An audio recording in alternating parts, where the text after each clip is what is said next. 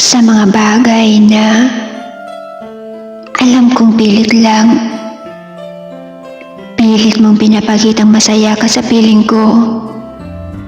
Kahit hindi naman talaga naiintindihan ko kung bakit ka humanap ng iba.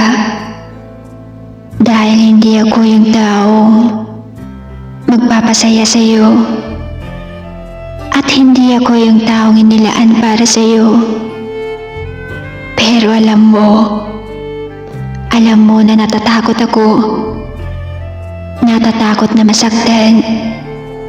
Natatakot ako na saktan ka niya. Kaya sana, sa paglayo mo, maging masaya ka sana. At sana na buo ang puso mo. Hindi ko kayang buuin. Puso mong hindi ko kayang pasayahin. Kaya patawad. Patawad sa oras mo na sinayang ko. Siguro nga, siya na yung taong para sa'yo. Siya at hindi ako. Kaya ito ang huling sulat ko para sa'yo. Paalam, mahal ko.